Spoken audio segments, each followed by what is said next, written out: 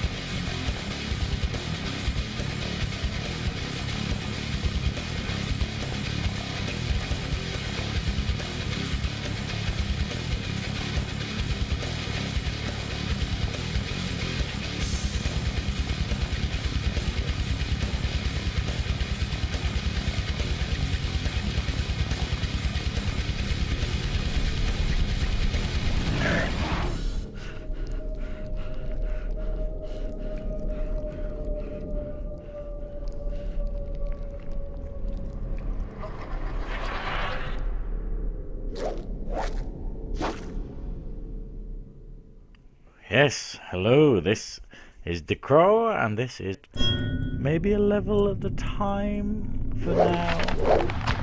All these, we have options, we have therapy. Oh, you again, jump. Now what I've done with this one is I've made it because some people may not have actually played through Nightmare Creatures 2 because it was quite an obscure game, and it's, as we'll see, not the best game that was ever made. Might get told off for that, but since I was such a massive fan of the original, I think I can say that. But yeah. So what we have here is I'm going to do one version with the commentary, and then I'll also release it without the commentary if you just want to see the game being played. So let's get started then. It was during the cursed year of 1934 that Crowley, the mad sorcerer, returned. Note this. Note Risen from seeing the dead, Crowley here. He was determined to plunge the world into a new age of darkness. Spoilers. That's one of the that two secret times you see him in the whole game. Of before being tortured by Crowley was under siege.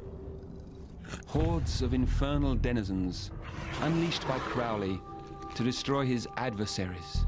Rachel, my ally who supported me throughout my madness, was in danger. I had stayed too long in my cell, my lair, tormented by inner demons. But I could lament no longer. She needed me. My nightmare was just about to begin. Right. Now, don't get me started on that. Winds me up. It very much winds me up that they has Hubert in this, and then they gave him just this weird, calm voice. Like, if he sounded like an absolute psychopath, like a gibbering wreck, how awesome would that be? But instead they just go, oh yes, I'm a psychopath, yes, it's lovely, yes.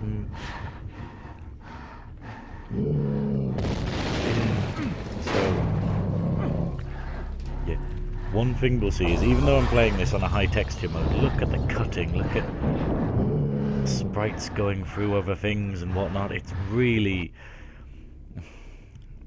yeah, I got very wound up about this game when it came out because very much, oh, that's the wrong button,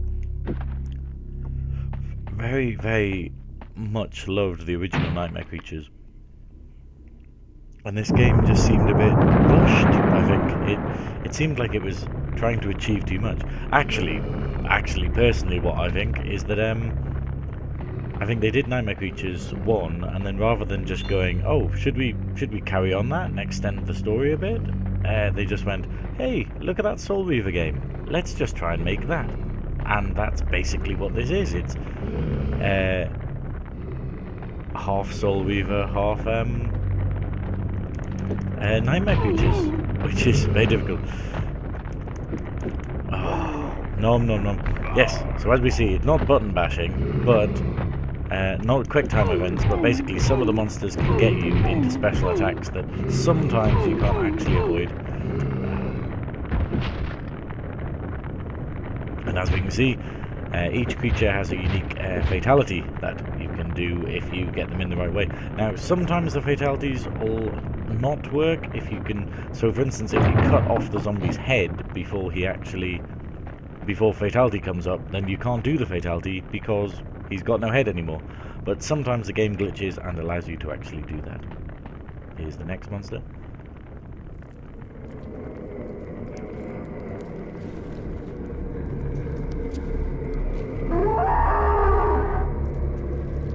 That's really odd because some of the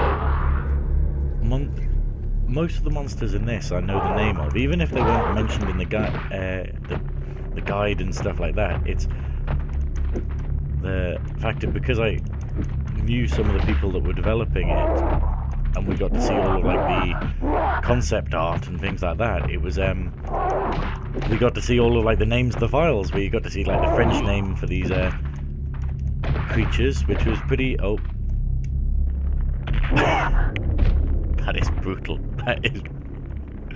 Yeah, but these ones here are just called female zombies, which is a bit weird. Like, I don't think they had a French name or whatever, because a lot of the names were only in the original French, and then you have to translate them, really, into English. A little bit of a rattle there. Let's get this lovely key. Now, here's something else that winds me up. You can kick these, but then that happens. So the collision seems to go a bit weird, where basically if you kick it, you immediately appear on top of it. Yes.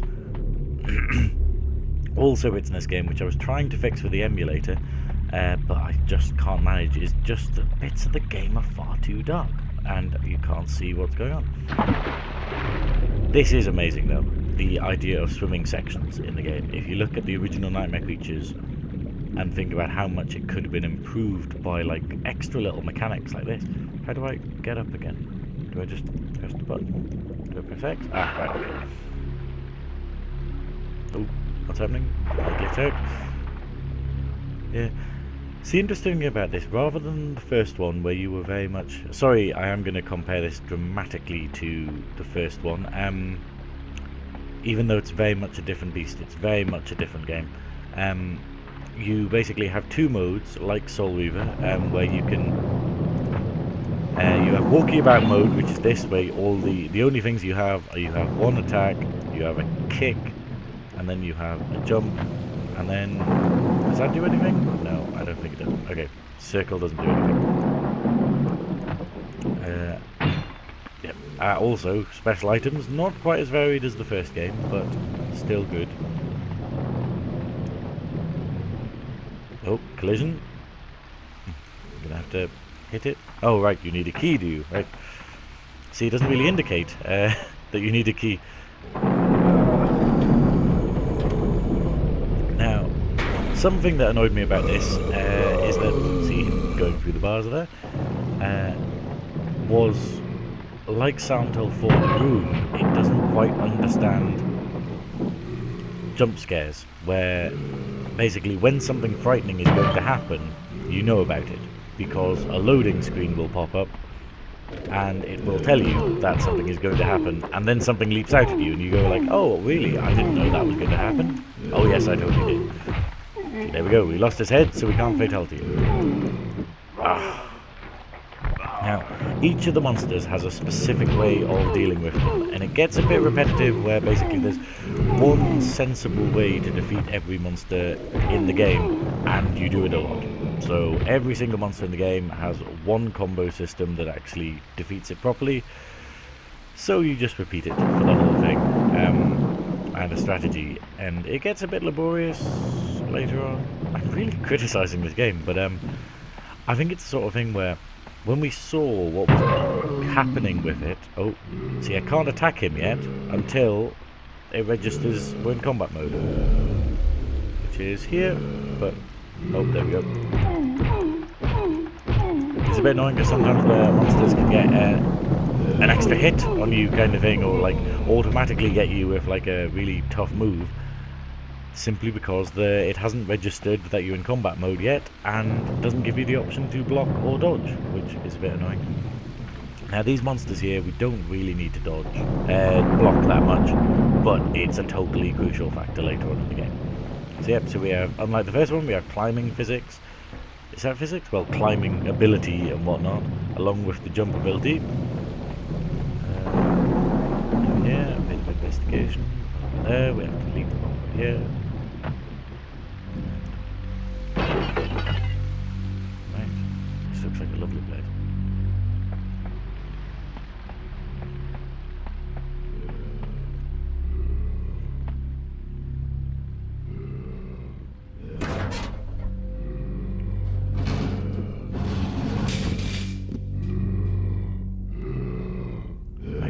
We've jumped down the tunnel. Now, where are we going? Go here. I always forgot this in the first game because this ladder makes me think that we'd go back to where we were, but no, you actually climb up here.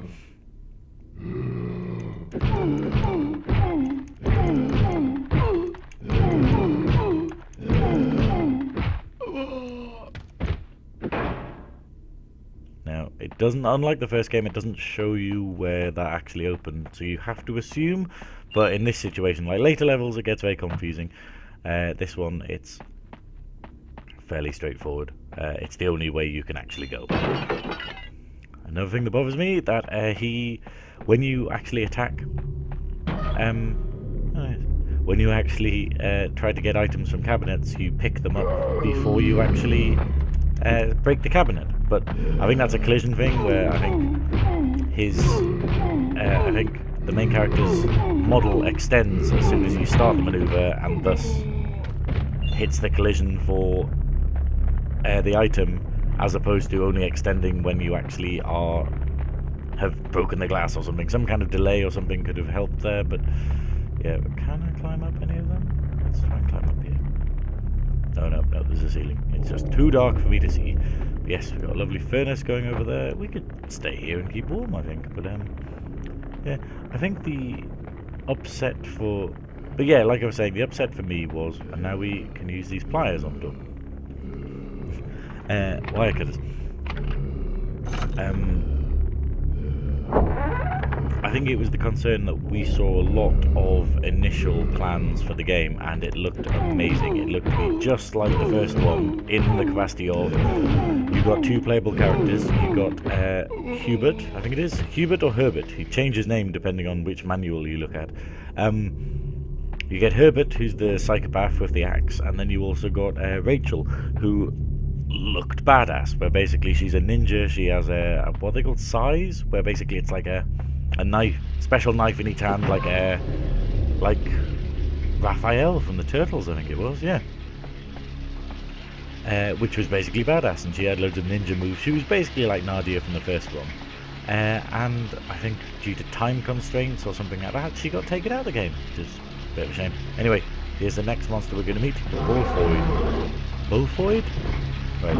Now with this guy, you have to hit him, and then as soon as he roars, you can hit him, and then you've pretty much got him on the ropes, really. So, if you hit him too many times, if you like try to do too much, oh, we'll get his fatality next time. But yeah, if you try and hit him too much, he will just knock you down. He's very tough if you don't know how to actually fight him, and the game does tend to throw loads of them at you at the same time later on. But yeah, we'll see a lot more of them. Right, this door. Oh, here's another one.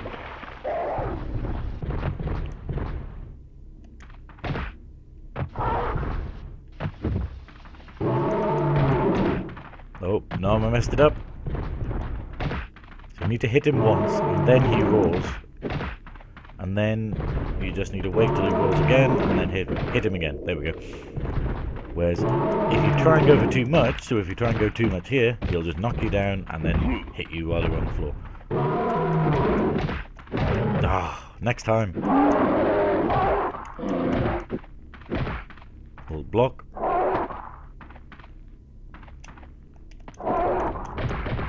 Oh. didn't register one of my hits there. Oh.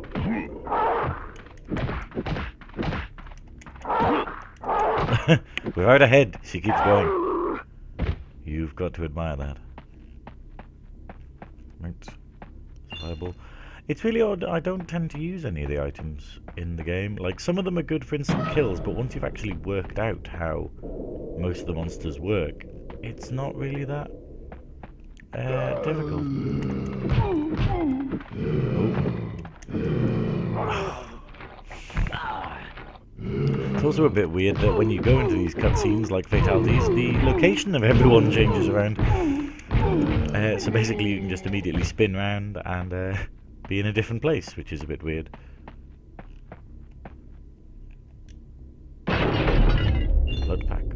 Oh.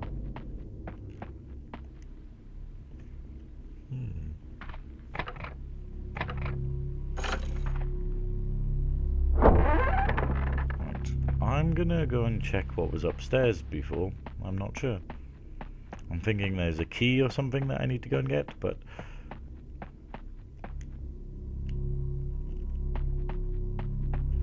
it's a bit odd that they aren't actually steps, they're just, what is it, textured on a slope. I got stuck inside her, that's all.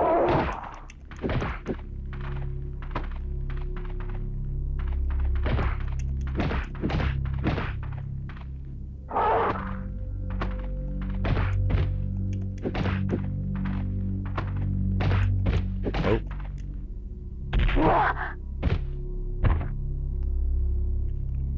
But yes, it's... So yeah, so it was a bit of a letdown. Here we go again. A bit of a letdown when we were hearing such great things, and I'm not sure what it is. I mean, as you'll see, the actual end of this game is a bit abrupt. It basically just ends. There was, you know, loads of talk for extra stuff that was going to happen and that where it was going to go to and whatnot, and then this game just kind of, you hit a point and then it just goes, oh yeah, that was the end. Yeah, and there's no real resolution, there's no thing there, and it's a real shame because obviously, like, the guy who designed all the monsters and such like that, Pascal Barrett from Callisto, or was it Pascal Barret? I don't know. But basically he's a genius. Like, it's the fact that, look at these monsters, they look amazing. Maybe not as diverse as we're used to, but it's very stylized, where it basically just goes, that's what zombies look like for me. So every zombie looks like that, which, you know, you could see it as it's like saving up on... So one hit there, and then get him while he's roaring. You know, you could think it was saving on like design by only making like one of its particular type of creature, but I don't think it is. I think it's the fact that it's very stylized, the same way that the first one was, yeah, the same, where there was only one kind of each monster. Aha, use the key. Yeah, but basically Pascal's art direction and... Ooh, teleporty there. Oh, a new monster. These are odd. I believe they're just called Agiles. That's the only name I've heard of them, but they do have a French name, but I assume it was just the same. But these are referred to as Agiles, basically. Now, blocking is very essential here.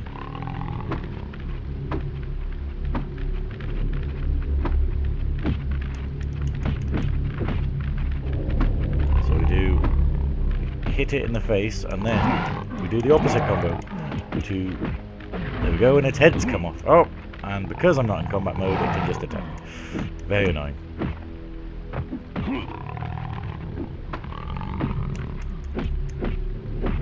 And its heads come off, so it's a bit difficult because some of them you don't really get to see.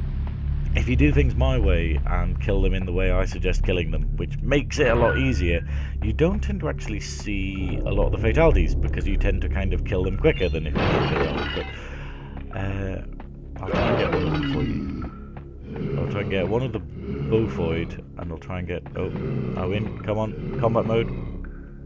Come on. Oh, there we go. Finally in combat mode. You really wonder what happened with this. Oh, yep. So I should have hit him, but it didn't register the attack, and therefore he got to attack me. It's fairly unforgiving, I think, in terms of that. I mean... I think the fact is, with the first one, I got very good with that, where basically I could just kind of play the game without getting hurt and all of that lot. If you knew what you were doing, whereas this one is very much like the actual game design and the flaws itself will actually hurt you probably more than the game intends. Oh, what's that? A new monster. It couldn't be an end of level boss, could it? Oh. See, he gets a free hit against me because I was in a cutscene. It's very unfair. Oh, two of them. Yep. So you can't really pick which one you want to be in combat with, which is a bit annoying. But luckily, only one of them can attack you at a time, which is beneficial, I guess.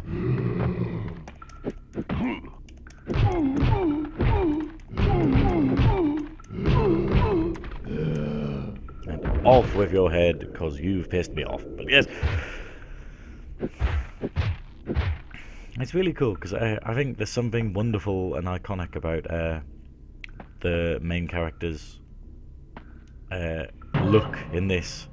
It's just a shame that they kind of didn't really capitalize on it. They kind of used it, you know, they used it loads in this game and whatnot. But then personality-wise, it's the fact that we don't really, you know, he seems a bit too coherent for a villain, like, well, no, for a character kind of thing.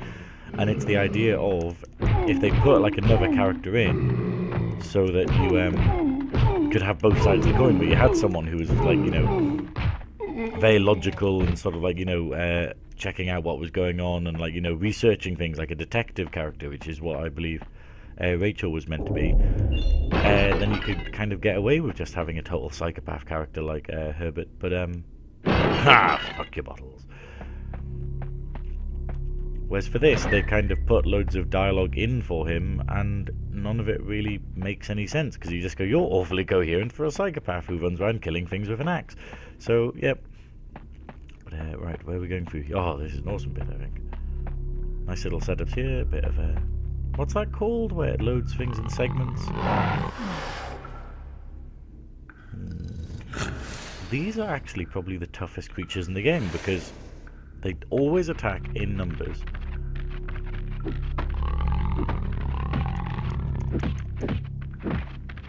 Right, okay, I'm going to try and get the finisher on them.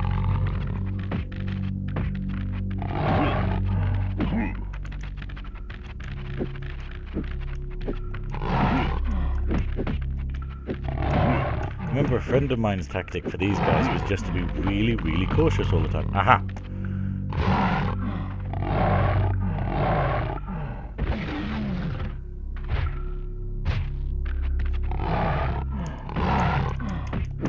Right, I didn't kill you the normal way. And your heads come off, right.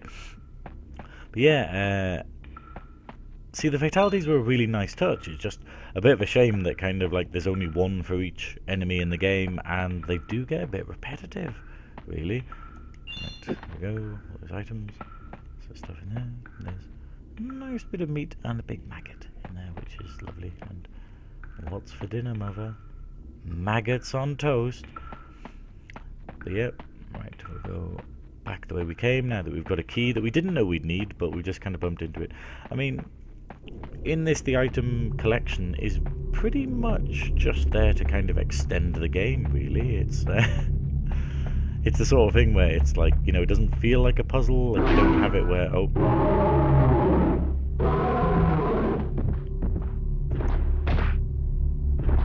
Oh, wow, didn't expect that. Now I've got to get him there, otherwise I can't do the tactic. Because he was going to roar, and that's how I did that. Come on, roar! Right, we'll try and get his end by just going 1, 2, but not doing the finishing one, and then...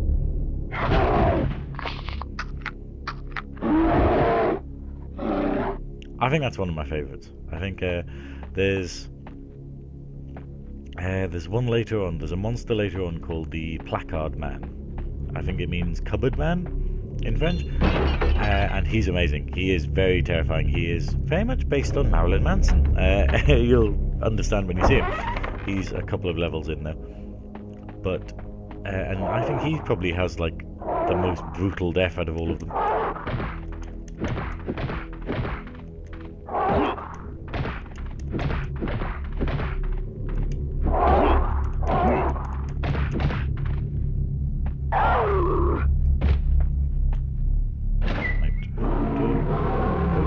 Two of them at once.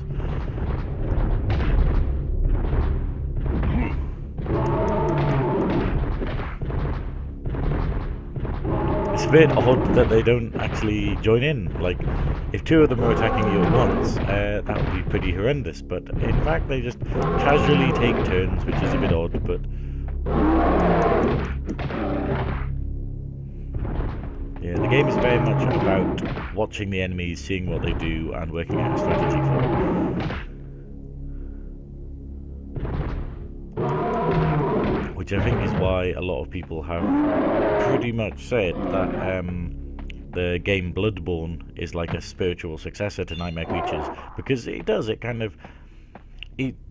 what Nightmare Creatures 2 should have done. That's kind of, but obviously does it by being impossibly hard. I'm terrible at Bloodborne. But that causes me quite a lot of laughs. Right. Oh, you've dropped a maggot, my dear.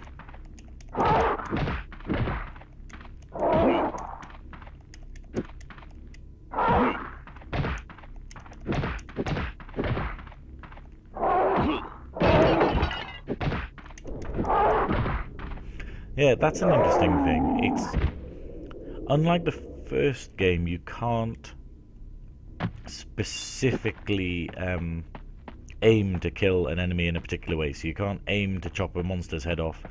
Where, you know, in the first game you could use a particular combo against an enemy if you wanted to take its arms off, or you could use an item if you wanted to take its arms off. Ah, here's the Chasseur again, the end level boss.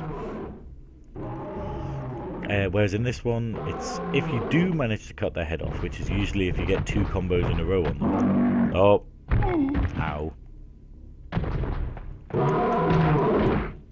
Oh no, bollocks. You've got to hit him with the third part of the combo, otherwise it breaks the chain and he will just beat you up. But yeah, what was I saying? I've totally forgotten what I was saying. But yes.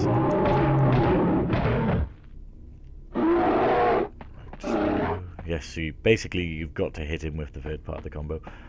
Right, can't get out there. See, it's a real shame that the actual graphics, you know, the textures and stuff on the environment are a bit dodgy. I mean, even when it came out, it was the idea of, wow, it looks really blurry and looks really pixelated in a lot of places. And even like, you know, the way, I don't know if you can see it on there, but like the textures warp and stuff like that. It's the fact is, it's like they kept all of the bad things about the original game and then just added in lots of bad stuff and then took away a lot of the good stuff, which I think is, you know, why it got such terrible ratings and whatnot. And the amount of bits in the game that just bad level design, like where basically you just have whole levels where you don't realise that you're meant to be there, or where you're meant to jump and grab a ledge that you can't possibly see in any angle or shot of the room. So basically you just kind of have to go around randomly jumping until you go, oh, there was a ledge there. That explains a lot, after you've spent, like, you know, 20 minutes wandering around. And it's simple stuff that you know, testing and whatnot should do, but I think you get the impression with the game that Sony just wanted it out. I think you know, Callisto had been working on it for a long time and whatnot, and Sony just kind of went, no, release it. You know, you've got 3 months, tidy it up, you know. And that's got to be a horrible position to be in. Right, I'll get you, my dear. I shall chop off your head. Oh, or you will hit me. Don't hit me! Ah! Going to chop you into little bits.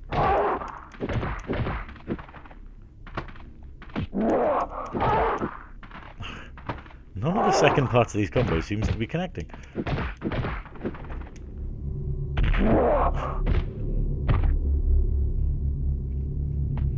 See, I think it would be wonderful. I think that if you did a remake of this nowadays, you could do such a good job of it. Like, yes, you could make it just like Bloodborne, but the idea of having these horrendous fatalities and whatnot, like, it was a great idea. Like, on paper, like, you know, story-wise and whatnot. I mean, in this, you know, the little of the story we've seen, it does have descriptions going through, so that is an improvement on the first game, where basically a lot of the time you didn't really know what the story was or what was going on. You were just enjoying running around killing monsters. In this one, it does have story sections, and does demonstrate how he gets from point A to point B. That's not where I need to go. But at the end of the day, it's not really that engrossing, and you don't really need to know the story, which is a bit of a shame. But what is the story? It's basically, this is set 100 years, as it's more modern, 100 years after Nightmare Creatures 1, and Crowley has risen back from the dead, even though he didn't actually die. Spoilers. So, I'm not entirely sure how that works, but it assumes that Crowley gets killed or dies of natural age. But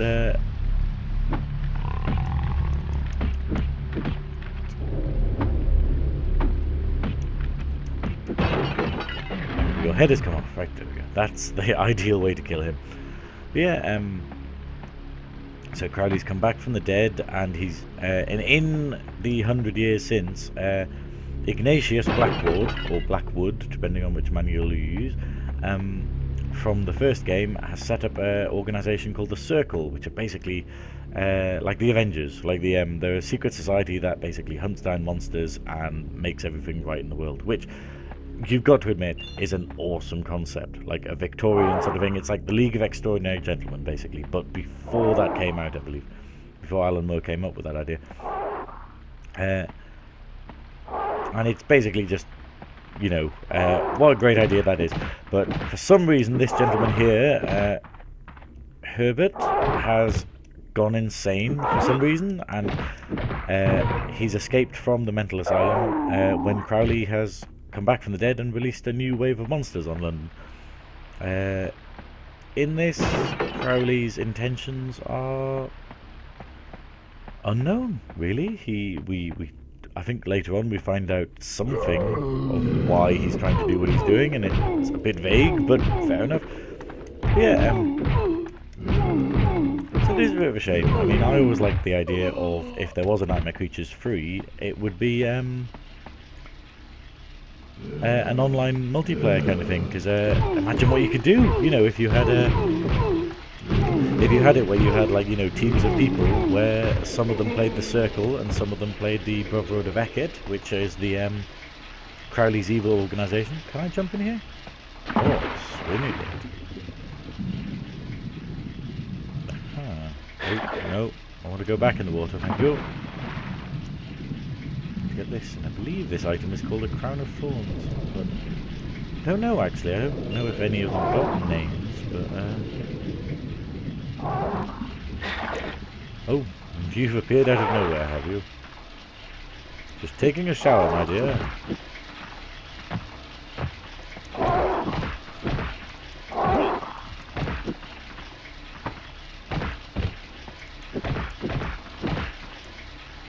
Yes, no head, but I'll still have the headbutt you. Yes, right, bloody hell, this is... I forgot how long this first level was, but yes, just wait till we get to the castle.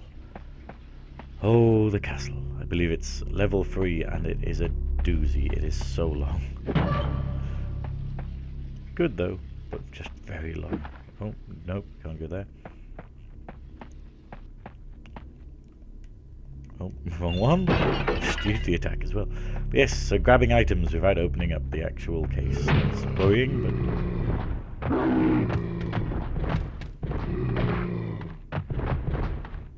Oh.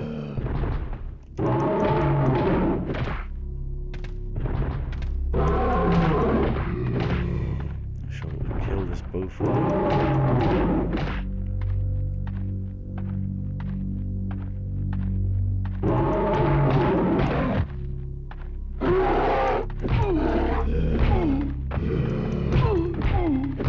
is, what you'll notice is that I believe if you cut off both of Zombie's arms, he can't actually hurt you. He can't attack you, which is a bit weird, but well, you know, it makes sense. But oh, right. I'm just gonna check here because I'm sure there's something in one of these rooms. Nope, that one doesn't open.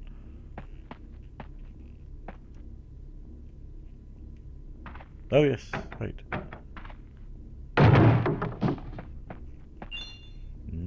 Nice padded cell here. Reminds me of Silent Hill 2. Can I open this one? Ah yes, I didn't realise I could open 2 of them. There's nothing in here. It's just creepy. This was the one the guy was in, and it's full of delicious blood. But yeah, what else have I got to say about this particular level? Oh, well, can't believe I haven't touched on it yet, but also the music. I mean, the music to this game is absolutely amazing. Now, I don't understand this.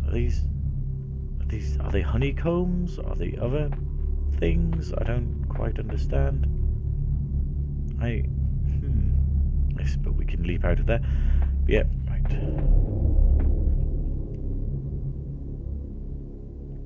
Push this out of the way if it loads.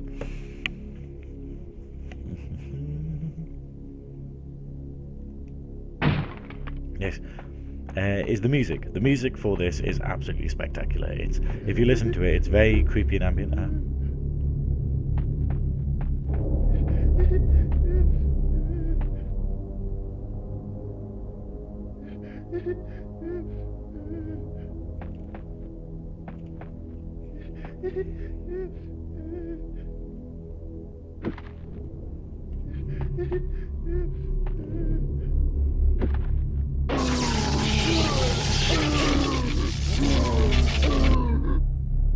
Yeah.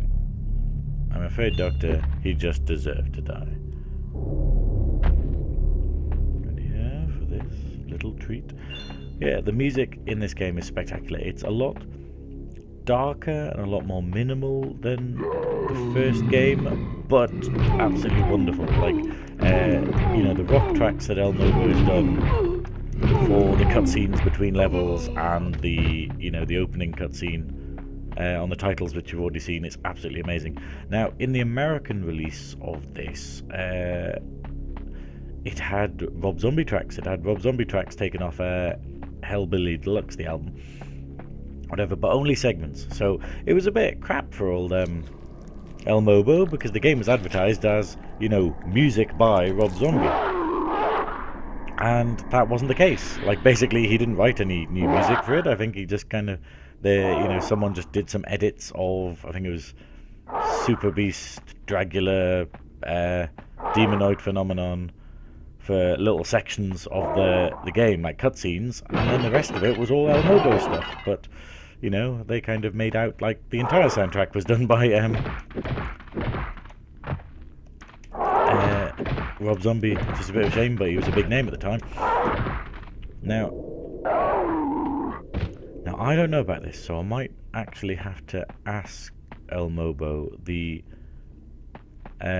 I think there was a reason why the music's so minimal in this game. It works amazingly, but I think it was because there was little time to do it. I think maybe Rob Zombie was meant to do the whole game soundtrack, and then El Mobo got given like a month, and they were like, oh, he's not doing all of it, so yeah, could you just make loads of music, like a whole game's worth of music in like a month? That's what I think, but maybe I might get told off, like maybe that's not what happened, but either way, the music's amazing, and I think it's a shame that there was never an officially made soundtrack for this, where, like, never officially released one, because in this game you'll notice that it works very much on triggers. So basically, in a level, it'll just stay in a kind of like permanent loop for a section, and then when you progress, the music like evolves to match it, which, you know, makes it very immersive, but at the same time Can I? No, I have to go through the door. It makes it very immersive, but at the same time very difficult to record. Because I remember years ago I tried to make a recording of this, and that was my first endeavour into mixing and whatnot. But yes. But let's hope there's an actual soundtrack for this coming out at some point. There was talk of it. I think there was talk, but then got into a question of who owned what and who owned the rights to the music and who could release it and whatnot. So it's all very difficult. So while we would love to have a remastered full soundtrack of all of this, hopefully it will come soon. Ah, here we are, the boss, the end of the level. Now, this guy's pretty standard. I don't think he has any defense breakers. I think when he roars, you just jump up and hit him. So he's very much like the Beaufoid, except that he attacks between roars. So you have to know how to block. If you don't know how to block, you're going to get murdered by this guy. Oh, right, okay, that's a bit of a shame. I'm afraid I killed him before I got the fatality on him, so sorry about that. Leave it to here, and we grab a blood pack and some dynamite. That's the door open, and I believe... Can I open this door from here? Oh. And it opens the wrong way. Okay, fair enough. That's not what I expected. But yeah, bodies in the back of here. Nope, it's empty. Right, okay. Yes, here's a section here. Oh, we've got an ambulance blocking the way. So it looks like we're going to have to use this dynamite. See, it's all very simple. It's all very simple that basically, like, if you are carrying dynamite and you walk up to somewhere where it's needed, I think you might need to run further than that. But nope, he's fine. So the ideas... Oh, there we go. That's the end of the first level. Yes, I'll end it there, but thank you very much for watching. This has been part 1 of Nightmare Creatures 2 by DeCrow. So if you want to see the next one, please like and subscribe. And yeah, thank you very much for watching. Goodbye.